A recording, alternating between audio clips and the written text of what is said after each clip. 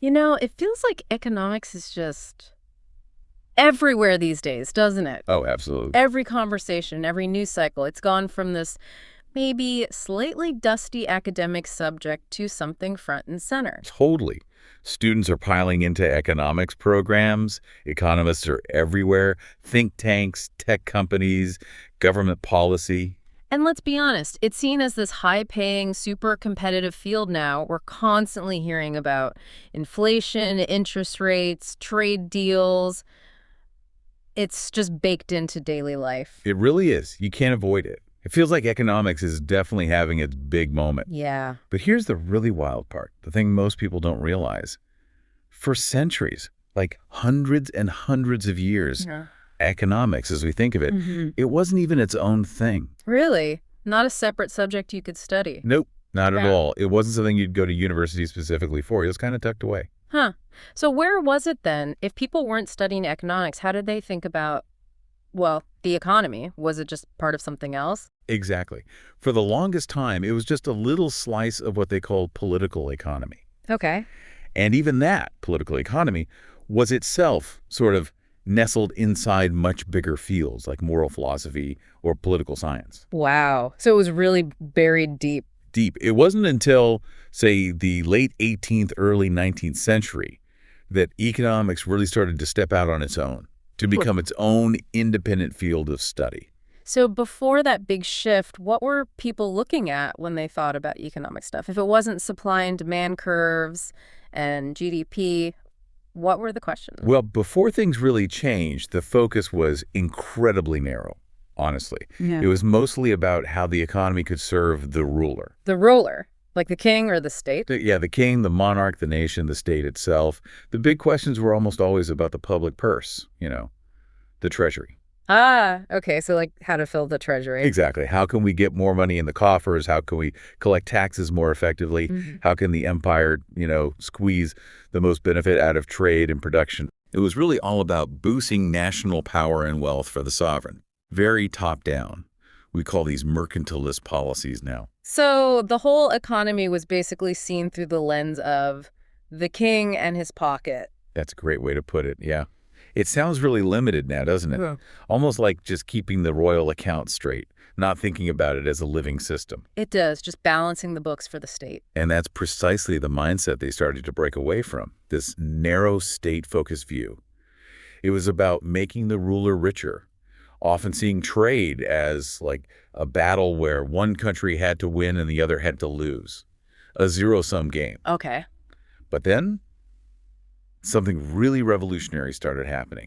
A kind of intellectual earthquake began to shake things up across Europe. Ah, this sounds like the big moment, the turning point you mentioned. This was absolutely it. Starting in the late 1700s, you get this wave of absolutely brilliant thinkers, people whose names we still know very well today. Like, Well, Adam Smith, obviously. David Ricardo, Jean-Baptiste Say, Thomas Malthus. Yeah, there were others too. And they dared to ask a totally different kind of question. which was? Instead of just asking, how does the economy serve the ruler? They flipped it. They asked, what if we try to understand the economy not just from the top down, but from the bottom up, through the eyes of the actual consumer and the producer? Okay, that is a radical shift. Focusing on the people making and buying things, not just the king collecting taxes. Totally radical for the time. And that shift in perspective just unlocked everything. It was the moment economics really started becoming, well, economics as we know it. So that's when they started digging into how individuals make choices, how markets actually work. Precisely. They moved away from just thinking about royal decrees and started dissecting the economy from the ground level. How do people decide what to buy or sell? How do markets really function when people just interact freely? How do prices get set organically? They started building these really detailed theories about things we still grapple with. Supply and demand, the role of labor, what capital does, the nature of value itself, how profits are made. So they went way beyond just taxes and tariffs. Oh, way beyond. They were diving into the complex dance of human interaction within a marketplace. And was it that depth, that systematic way of looking at these individual actions and market forces that finally allowed economics to sort of break free, to become Right. its own science. Yes, exactly. The depth, the rigor, the systematic approach they took, it just felt entirely new and coherent. The subject found its own voice, its own methods.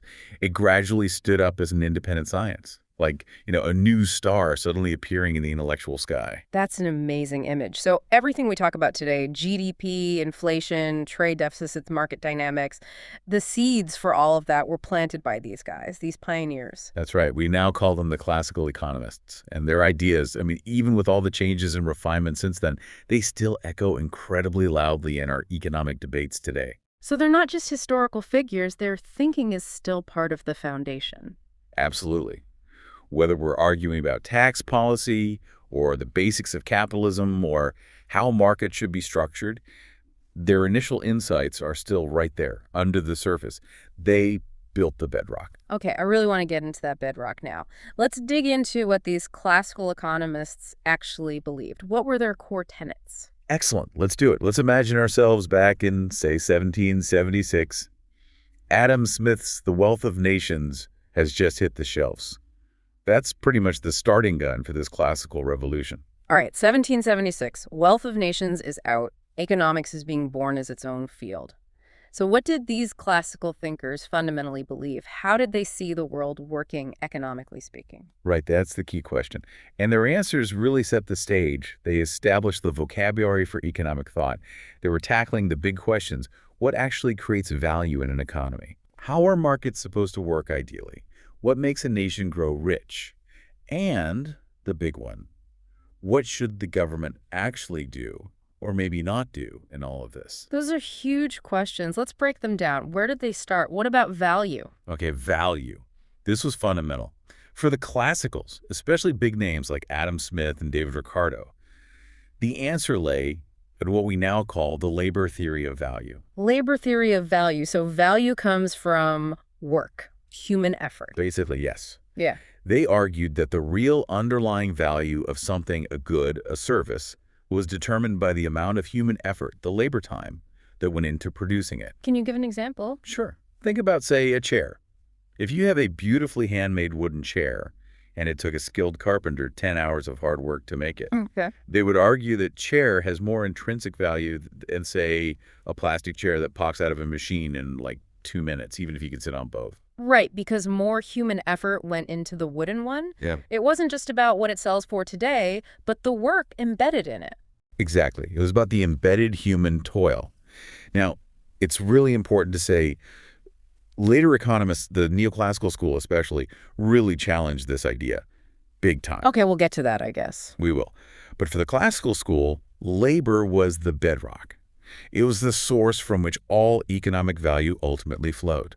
That makes a certain kind of sense, especially back then with workshops and early factories popping up. Okay, so if labor creates value, how did they think the market where all these valuable things get exchanged, how should that work? Okay, now we get to maybe the most famous classical idea of all. Adam Smith's invisible hand. The invisible hand, I've definitely heard of that one. Right. Smith had this really fascinating, almost counterintuitive idea. He said that when individuals just pursue their own self-interest, trying to make a profit, find the best deal, whatever, in an open competitive market, Yeah. they end up unintentionally guided, as if by an invisible hand, contributing to the overall good and prosperity of the whole society. Wait, so selfishness is good for everyone. If I just look out for number one, it magically helps society. That sounds convenient. Well, it's maybe not quite that simple, but that's the core idea. It's a cornerstone of classical thought. They believe that if you leave markets mostly free, minimal government meddling, they have this natural tendency to find their own balance, their own equilibrium. Buyers and sellers, just by interacting freely, will naturally figure out the right prices for things through supply and demand. So the market sort of organizes itself. No need for a boss telling everyone what to do. Exactly. This organic process, driven by millions of individual choices, creates an efficient economic order without needing a central planner. And this wasn't just for the local farmers market. They thought this applied on a grand scale. even to trade between nations. Okay, let's talk about international trade then. You mentioned the old view. Mercantilism was like a battle, right? Export lots, import little, beat the other guy. Right. A very aggressive zero-sum view. One nation's gain had to be another's loss. They were obsessed with piling up gold and silver by selling more than they bought. Sounds stressful. How did the classical guys change that? You mentioned Ricardo earlier. Yes, David Ricardo. Mhm. He came up with something truly groundbreaking. The theory of comparative advantage. Comparative advantage. Okay, what's the gist? Ricardo showed, really brilliantly, that trade can benefit both countries involved, even if one country is actually better, more efficient at producing everything. Wait, how does that work? If one country is amazing at making both cloth and wine and the other is just okay at both, why should the amazing country bother trading? Because of relative efficiency. Even the amazing country gains if it focuses on producing what it's relatively best at compared to the other country, and then trades for the other stuff. Yeah. Maybe it's really good at cloth, but only pretty good at wine, while the other country's terrible at cloth, but okay at wine. Ah, I see. So the super efficient country should double down on making cloth where its advantage is biggest and trade for the wine, even though it could make the wine itself. Exactly. And the less efficient country should focus on the wine where its disadvantage is smallest. If they both specialize like that and trade, they both end up with more cloth and more wine than if they tried to make everything themselves. Wow. Okay, that flips the script entirely. Trade isn't a battle anymore. Not at all. It becomes a positive sum game. Everyone can win. This was truly revolutionary thinking, and it's still the theoretical backbone of arguments for free trade today. That's huge. Okay, bringing it back down from global trade to everyday life, what about prices for normal goods and wages for workers? Did the invisible hand handle those too? Oh, yes. They firmly believed that prices for goods and also wages for labor followed the basic laws of supply and demand. So if lots of people want apples, the price goes up. If there are tons of apples nobody wants, the price goes down. Precisely. And same for labor. If there's high demand for, say, skilled weavers, their wages would tend to rise. If there's a glut of unskilled laborers, their wages would tend to fall. They saw it as a natural adjustment mechanism. Okay, that makes sense. But what about wages specifically? Did they have a more detailed view on where wages would end up? They did, and it was, well, a bit grim, honestly. They generally argued that wages would naturally hover around what they called the subsistence level. Subsistence, as in just enough to survive. Pretty much. Not comfortable, not enough to save much or get ahead, but just enough for a worker to feed themselves and their family, stay alive, and crucially, raise the next generation of workers. Oof, that sounds harsh. Like just barely scraping by. It was a reflection of the tough realities many faced then. Thinkers like Malthus and Ricardo were very focused on this. They worried about population growth, pushing wages down to this bare minimum needed to sustain life. It was tied into their concerns about resources and population outstripping food supplies. So even the labor market, with people's lives at stake, was seen as this self-correcting system. Too many workers, wages fall to subsistence, some people maybe don't survive or have fewer kids, supply adjusts. Is that the idea? That was basically the stark logic, yes. Yeah. And because they believed in this self-correction, most classical economists thought unemployment, if it happened, would usually be temporary. Temporary. Yeah. They figured the market would adjust, wages would fall, or prices would change, and eventually anyone genuinely wanting to work at the going rate would find a job. The market would clear. That feels optimistic, maybe? I Especially do. if you're the one unemployed. But okay, if they believe so strongly in markets fixing themselves, what did they think the government should be doing? Did it have any role at all? They were very, very cautious about government intervention. Their philosophy was clear. Keep it minimal. Laissez-faire, right. Let it be. Exactly, laissez-faire. They saw a few core essential roles for the state, but that was about it. What were those essentials? Okay, number one, protect private property rights. Make sure people can own things and benefit from them. That's crucial for investment and trade. Makes sense. Number two, maintain law and order. You need a stable, predictable environment for business, courts, police, basic safety. Got it. Number three, provide national defense. Protect the country from outside threats. Okay. And maybe, Just maybe invest in a few critical public goods. Things the private market might not provide on its own, like maybe some basic roads, canals, perhaps some education. But they were very hesitant even there. So beyond those basics, property rights, law and order, defense, maybe a few roads, the government should just stay out of the market's way. Pretty much let it breathe, let prices adjust, let supply and demand do their work, don't interfere. That was the core message. All right, one last big piece then.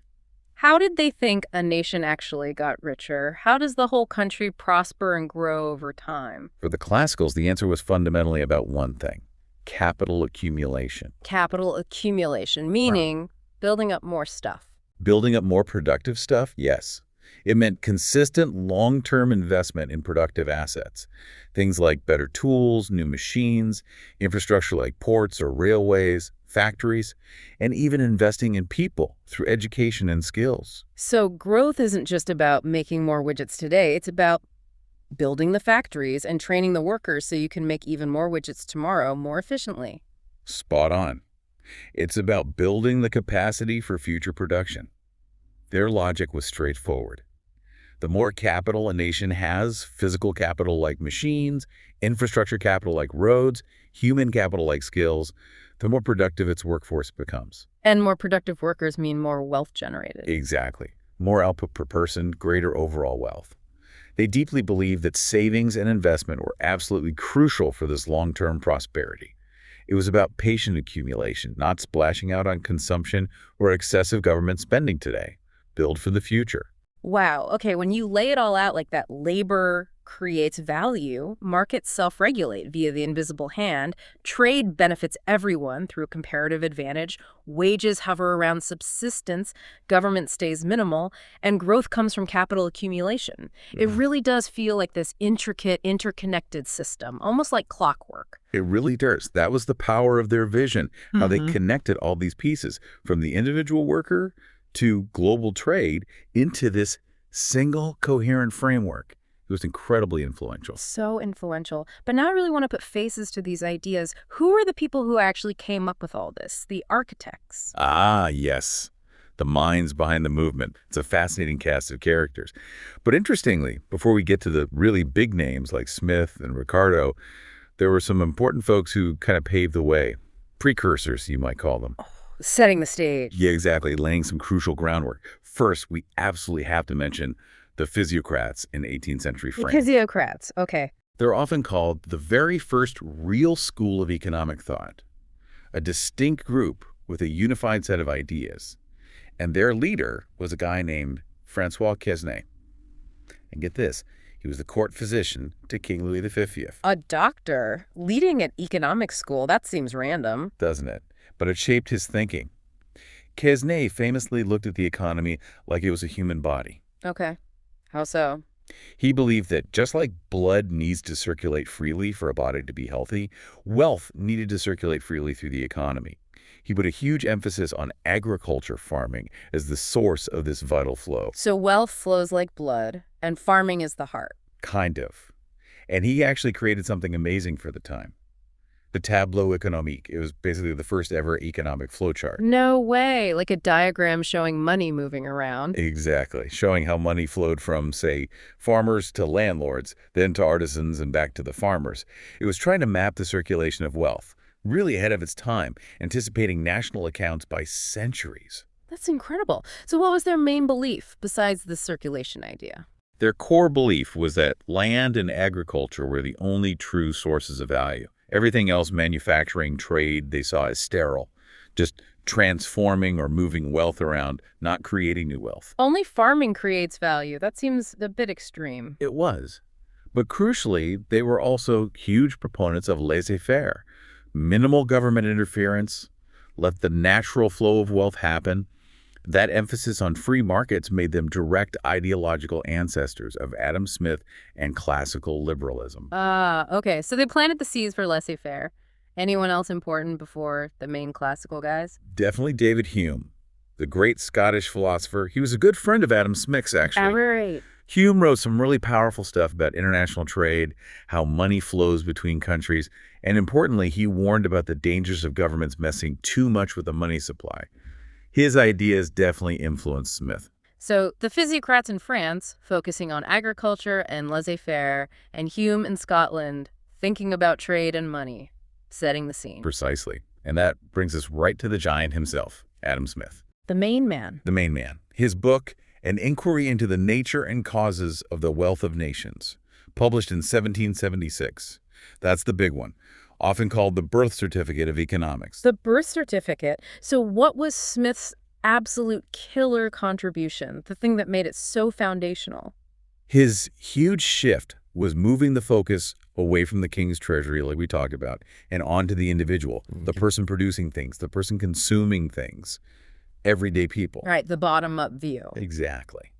And his belief in the power of the free market, guided by that invisible hand. Remember, people pursuing their own interests, inadvertently helping everyone else.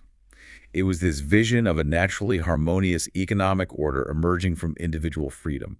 And you said he wasn't just an economist, but a moral philosopher, too. He thought the system was also, good. Yes, that's key. He wasn't just describing a machine. He was thinking about how to create societies that were both prosperous and just.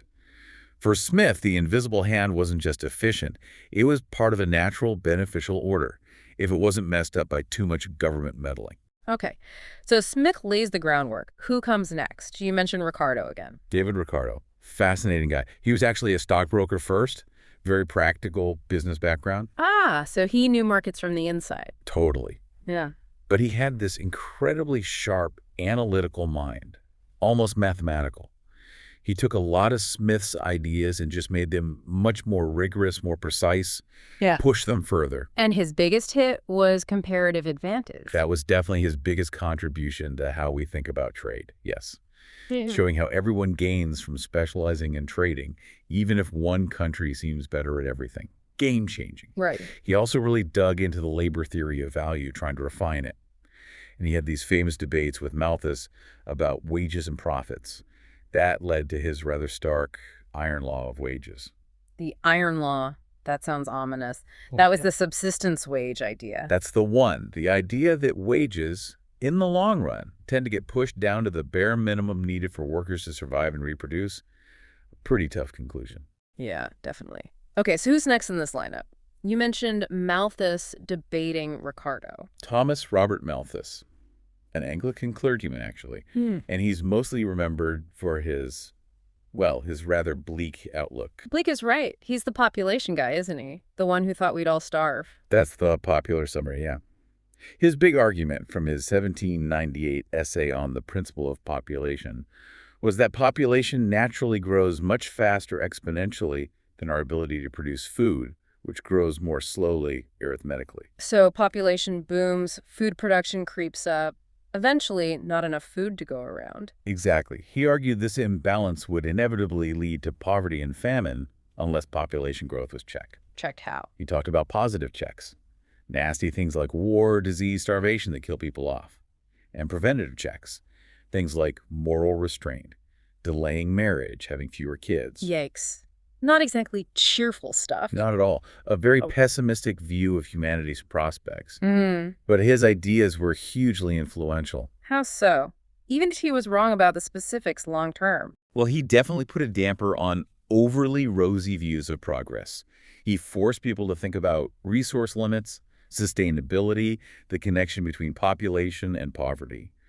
These are still huge issues in development economics and environmental discussions today. He made us confront uncomfortable realities. Right. Okay, who else is key in this classical family? Let's talk about Jean-Baptiste Say, a French economist. He's famous for coining a phrase that became absolutely central to classical thought. Supply creates its own demand. Ah, says the law. We touched on this. The idea that making stuff automatically generates the income to buy that stuff. Precisely. The act of producing goods and services creates wages, rents, profits. Enough income, in theory, to purchase everything that was produced. So widespread overproduction, what they called a general glut, shouldn't really be possible in a free market. So the economy is like a perfect circle. Production leads to income, leads to spending, leads back to production. No leaks. That was the optimistic view. It suggested that any downturns would be temporary, localized issues, not systemic collapses. The market would always find its balance because production itself fueled demand. But we know that didn't always hold up, right? Right. Especially later. Oh, absolutely. We'll definitely get to the challenges to Say's law. It was famously attacked, especially by Keynes. But for the classicals, it was a bedrock belief. It really underpinned their faith in self-correcting markets and limited government. Okay. Any other French thinkers we should know? Yes, and Robert Jacques Turgot. A bit earlier than some, a statesman as well as an economist, he was a real early champion for free markets. What did he push for? Lower taxes, less government control, especially getting the government out of the grain trade, which was a huge deal back then. His reforms didn't last long politically, but he really embodied that classical spirit of economic liberalization, let freedom create prosperity. Got it. And there was another Frenchman, Bastiat. You mentioned him. Frederick Bastiat. Yes, 19th century. He's wonderful, known for his incredibly clear, witty, often funny essays explaining economic ideas. Like the broken window fallacy. Exactly. That's his most famous one.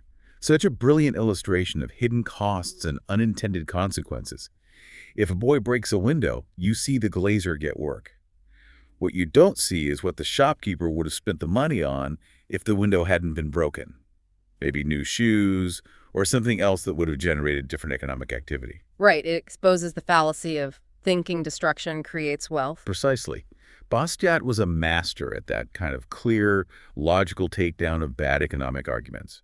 He was a passionate defender of free trade, property rights, individual liberty. He made economics accessible. Okay, that covers a lot of ground. Smith, Ricardo, Malthus, say Turgot, Bastiat. But you mentioned one more name, someone who seems like an outlier, Karl Marx. Yes, Karl Marx. A truly radical voice. Now, hang on. Marx is usually seen as the opposite of classical economics, right? The great critic of capitalism. Why include him here? That's a really important question. Because while Marx was absolutely a critic aiming to overthrow capitalism, his analysis was deeply, deeply rooted in classical economics. He didn't just reject it, he built on it. How so? Particularly on Ricardo's version of the labor theory of value. Marx took that classical idea that labor creates value and used it as his central tool to argue that capitalism was fundamentally exploitative. Exploitative how? He argued that capitalists pay workers only a subsistence wage, echoes of Ricardo and Malthus there, but the workers actually produce more value than they're paid for. That difference, Marx called surplus value. And the capitalists just pocket that surplus value. That was his argument. He saw it as theft, inherent in the system. And he believed this extraction of surplus value would inevitably lead to class conflict between workers and capitalists, growing crises, and eventually a revolution to establish communism. So he used the classical economist's own tools like the labor theory of value to reach a completely opposite revolutionary conclusion. Exactly. He engaged intensely with their ideas, adopted their frameworks, and then turned them on their head. You can't fully understand Marx without understanding the classical economics he was responding to and, in many ways, extending. He's like the bridge between classical economics and critical political economy. Wow. That is a diverse family tree. Physicians, philosophers, stockbrokers, clergymen, statesmen, witty essayists, and revolutionaries, all contributing to this thing we call economics. It truly is an incredible intellectual heritage. All these different minds, different perspectives, laying down the foundational concepts, the language, the debates that would shape everything that followed, even if, as we're about to see, their elegant theories eventually ran into some pretty harsh realities. Right, the cracks in the clockwork. That's where we need to go next. When the beautiful theories met the messy, sometimes brutal, real world, recessions, depressions, and Keynes. Exactly. The elegance was powerful, but the world wasn't always elegant. Let's dive into that collision. Okay, so we've got this beautiful classical system laid out. It sounds so logical, almost neat. Free markets finding balance, labor creating value, trade making everyone better off, like a perfectly designed clock. It has a real intellectual appeal, doesn't it? That sense of order and natural harmony. Totally. But as you hinted, the real world, especially as we moved into the 19th and then the 20th century, it didn't always play by those elegant rules, did it? Things got messy. Very messy. And that elegance, that beautiful simplicity of the classical model, in some ways became its blind spot. It made assumptions about how smoothly things worked, how rational people were, how quickly markets adjusted that just didn't always hold up in practice. What kind of assumptions? Assumptions about perfect information, about wages and prices being perfectly flexible downwards, about markets always clearing instantly. Reality is often stickier, slower, more complicated than that. So when did these cracks really start to show? When did the clockwork start to jam? Well, think about the backdrop. The 19th and early 20th centuries. Mm. This was an era of absolutely massive upheaval. The Industrial Revolution tearing up old ways of life, empires expanding across the globe, huge cities growing, and alongside all that progress, often staggering levels of inequality. A world changing incredibly fast. Incredibly fast. A world on fire in many ways. And it was during this turbulent period that the classical theory started facing serious challenges from reality. The theoretical cracks began to widen into visible fissures. What was the biggest shock? The thing that really shook the foundations? Without a doubt, it was the experience of severe, prolonged economic depressions. These weren't just little hiccups. These were deep, painful downturns that seemed to defy the classical idea of self-correction. And the ultimate example of that was? The Great Depression of the 1930s. That was the big one. The one that really shattered the old certainties and forced a fundamental rethink. What happened then that was so devastating to the theory? Everything seemed to break down. Factories just stopped. Banks collapsed by the thousands, taking people's life savings with them. Millions upon millions thrown out of work, facing real destitution. It was a global catastrophe. And the markets? They didn't just fix themselves like the book said they would. Not even close. That was the terrifying part. Yeah. Prices didn't fall fast enough or far enough to get people buying again. Wages didn't adjust smoothly to get people rehired. And Say's law, that core idea that supply creates its own demand, it just completely imploded. How so? You had massive supply, factories capable of producing goods, workers desperate for jobs, farms producing food. But the demand just wasn't there. People couldn't afford to buy. Businesses were too scared to invest. Goods sat unsold. Fields lay fallow while people starved. So the invisible hand, it just stopped working. It froze. It felt like it just froze. The natural self-healing mechanism that classical economics relied on seemed completely paralyzed. Their belief in efficient, self-regulating markets simply couldn't explain why the whole system could seize up so badly for so long. What were they missing? What crucial piece did the classical model not account for? They fundamentally underestimated the importance of aggregate demand. Aggregate demand, meaning overall spending in the economy. Exactly. The total demand for goods and services from everyone, consumers, businesses, government. They focused so much on the supply side, on production, that they didn't fully grasp how a collapse in overall spending could cripple the entire system, regardless of how much could be produced. It's not enough to make stuff. People have to be willing and able to buy it. Okay, that makes sense.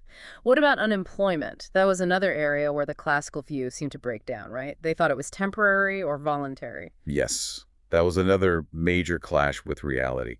Their theory basically said wages are flexible, so the labor market should always clear.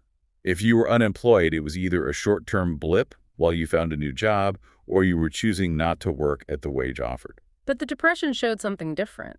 Dramatically different. You had millions upon millions of people desperately wanting to work, willing to take almost any job at almost any wage. They lined up for blocks hoping for work. But there simply were no jobs to be had. So it wasn't voluntary and it wasn't temporary. Not at all. Wages didn't fall enough, or even if they did, businesses weren't hiring because nobody was buying their products. The idea that wage flexibility would automatically solve mass unemployment just didn't work in practice during such a severe demand collapse. It seems their models were based on assumptions that just didn't fit the crisis. Assuming everyone is perfectly rational, that markets always clear. Exactly. Those were the underpinning assumptions, rational actors, perfectly clearing markets. But reality check. People aren't always perfectly rational calculators. Fear, panic, uncertainty play huge roles. And markets aren't always perfect either. Prices can be sticky, information isn't always shared equally, and things can get stuck far from equilibrium for long periods. And you mentioned inequality earlier, too, as a blind spot. Yes, that's another big one. Industrial capitalism created immense wealth, but it also created huge divides between the rich and the poor. this growing inequality, the social tensions it created. This wasn't something classical economics really grappled with adequately. The invisible hand wasn't lifting all boats equally, and that had consequences they didn't fully theorize. So the system is creaking, the old explanations aren't working. Then what happens? Who steps in to offer a new way of thinking? Then comes the earthquake. The figure who changes everything, John Maynard Keynes. Keynes, the big name in 20th century economics. Absolutely. In 1936, right in the depths of the Depression, he publishes his masterpiece, The General Theory of Employment, Interest, and Money. And this book wasn't just a minor adjustment. It was a direct assault on core classical assumptions. It offered a whole new framework. What was his main message? How did he challenge the classical view? Well, remember the classical idea that markets would self-correct in the long run? Keynes had that famous sharp retort, in the long run, we're all dead. Huh. Impatient, wasn't he? He was arguing that waiting passively for some theoretical long-run adjustment was cruel and unnecessary when people were suffering now. We needed solutions for the short run, for the actual world we live in. So what was his big idea? His explanation for the Depression and his solution? His revolutionary idea was that aggregate demand, that total spending, is the real driver of the economy, especially in the short run. If aggregate demand collapses, the economy can get stuck in a deep slump, way below its potential, with high unemployment and idle resources. Okay, so demand is king. What's the solution then if demand falls off a cliff? The government must step in, Huh. actively. You can't just stand aside and wait for the invisible hand. It needs to boost demand. How? Through increased government spending, building infrastructure, hiring people directly, through cutting taxes to encourage private spending, through monetary policy, lowering interest rates to make borrowing cheaper, whatever it takes to inject spending power back into the economy and get things moving again. So stimulus, not austerity. Yeah. Active intervention, not laissez-faire. Exactly. Public works, not just patience. Keynes argued that during slumps, government intervention wasn't a harmful distortion. It was a necessary medicine to restore the economy to health, to get back to full employment. That's a fundamental break from the classical view of minimal government. A massive break. In many ways, Keynes is credited with saving capitalism from itself by providing governments with the tools and the justification to manage economic downturns and prevent future depressions on that scale. He rewrote the playbook. Wow. So Keynes really marks a major shift, but were there other criticisms, other ways classical ideas evolved or were replaced over time? Oh yes, definitely. The evolution didn't stop with Keynes. For instance, that labor theory of value from Smith and Ricardo. It largely got replaced by marginal utility theory. Marginal utility, what's that? It's the idea that the value of something isn't determined by the total labor that went into it, but by the satisfaction or usefulness, the utility you get from consuming one additional or marginal unit of it. Like the diamond water paradox. Water is essential but cheap. Diamonds are useless but expensive. Yes, exactly. Marginal utility explains that because water is abundant, the satisfaction you get from one extra glass is low. Diamonds are scarce, so the satisfaction from getting one more diamond is perceived as very high, hence the high price. It shifted the focus to subjective preferences and scarcity, not just labor input. Okay, that's a different way of thinking about value. What else? Well, that classical assumption of perfectly rational actors got seriously challenged by behavioral economics. Ah, the psychology stuff. Yeah, blending psychology and economics. It shows how our real-world decisions are often influenced by biases, emotions, rules of thumb. We're not always logical robots. This explains lots of market behaviors classical theory struggled with. And you mentioned the environment earlier. Yes, a huge blind spot for the classicals. Hmm. They wrote in an era before the scale of industrial pollution or resource depletion was really understood. They didn't factor in environmental limits or costs at all. That's obviously a massive focus in economics now. So classical economics, while foundational, became incomplete, Yeah. insufficient for the modern world. You could say that. As the 20th century unfolded, it became clear that while it provided the essential language and starting point, it wasn't the whole story. New problems needed new tools. So you got Keynesianism, then later challenges to Keynesianism like monetarism, then things like game theory, behavioral economics, environmental economics. The field kept evolving. So the classical model was like that beautiful old map, incredibly useful for its time, showed the basic layout, but the world changed, new continents were discovered, new roads were built, and you needed updated maps. That's a perfect analogy. It gave us the foundation, the first comprehensive map. But the territory kept changing, and our understanding deepened, so we needed new maps, more detailed maps, maps that showed different features. It really makes you see economics less as fixed rules and more as this ongoing story, a journey of ideas rising, facing challenges, adapting, reinventing. Absolutely. It's a dynamic human story.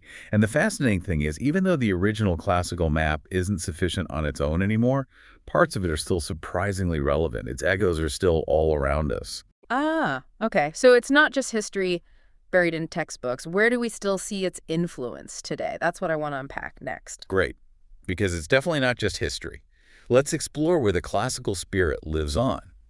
So we've seen classical economics lay the foundation, face huge challenges like the Great Depression, and get reshaped by thinkers like Keynes.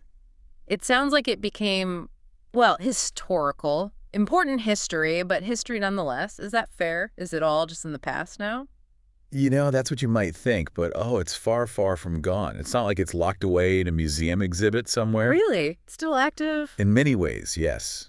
Some of the absolute deepest foundations of how we think about economics today, the core assumptions we often don't even question, still echo classical thought very strongly. Huh, like what? Well, the ideas might be wearing new clothes, they've been reformed by new voices, adjusted for new realities we face now, but the underlying DNA, a lot of it is still classical. Its influence is so baked in, sometimes we don't even see it. Okay, intriguing. So where does this classical spirit still thrive? Are there specific schools of thought that carry that torch? Absolutely. Even after Keynesian ideas became dominant in the mid-20th century, with governments actively managing their economies, there were groups who pushed back, who kept the classical flame alive. Who were they? One very important group is the Austrian School of Economics. The Austrian school. Okay, I've heard of them. Hayek, von Mises. Exactly those figures, along with Karl earlier on. They were based largely out of Vienna initially, and they really doubled down on classical liberal ideas precisely when Keynesianism was on the rise. So they were swimming against the tide. What was their main argument?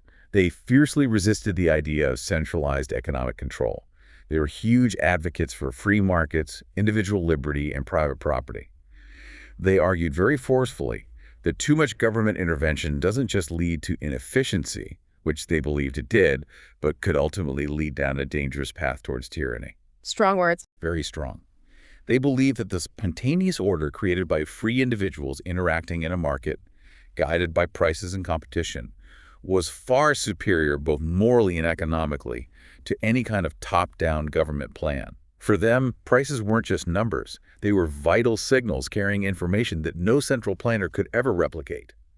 They held tightly to the core ideals of Smith and Ricardo about freedom and limited government. So they kept that classical emphasis on individual liberty and spontaneous market order alive when many others were focused on government management. Exactly. They were the guardians of that tradition.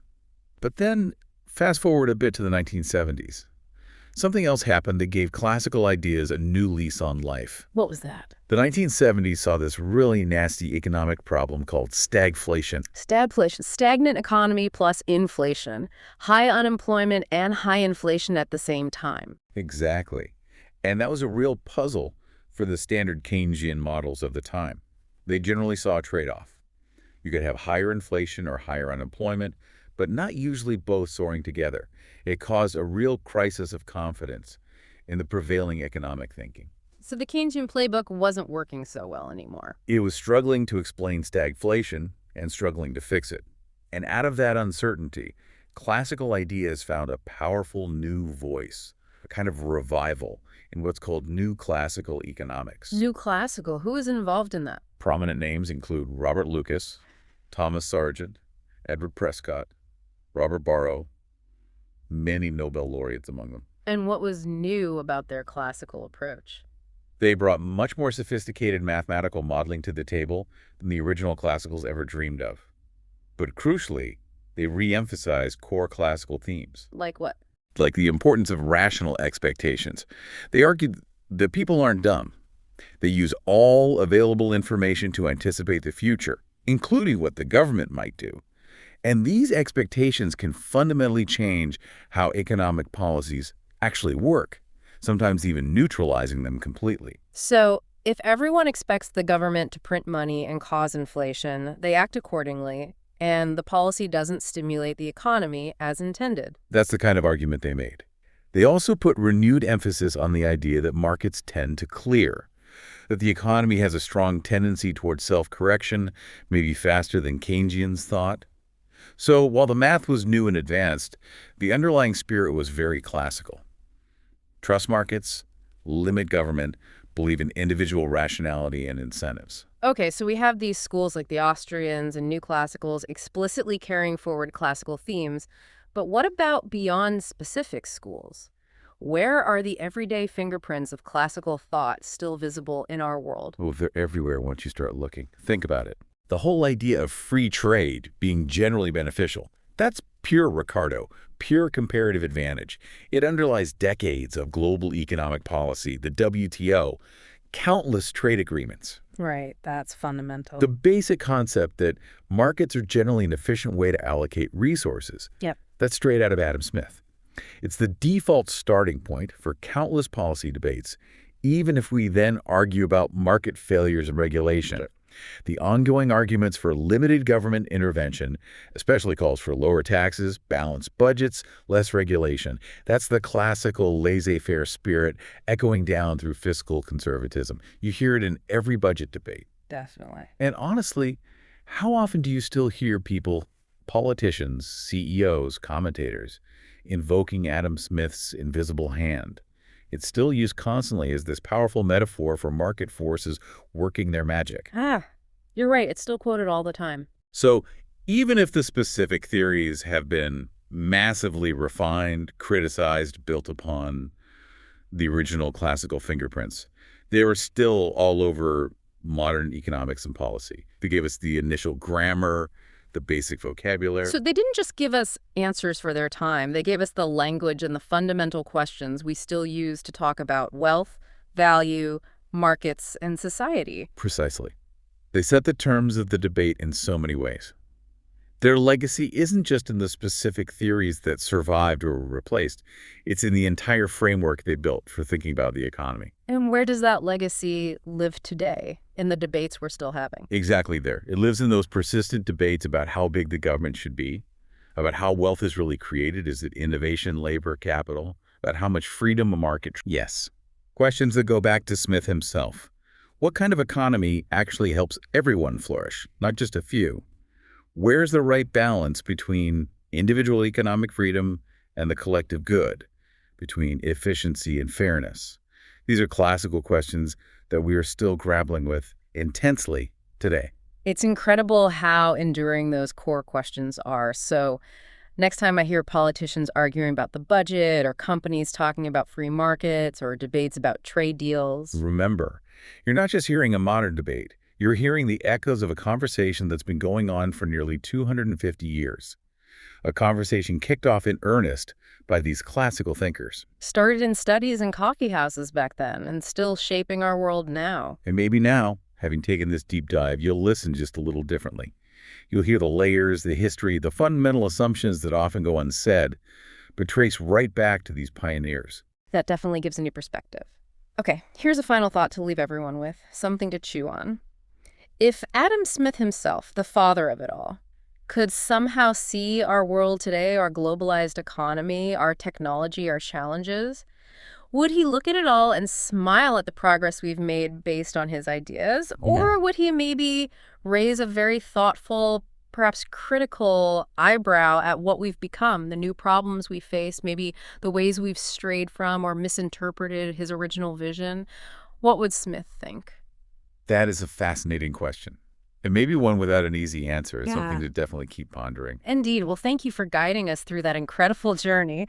Until next time, stay curious, stay questioning.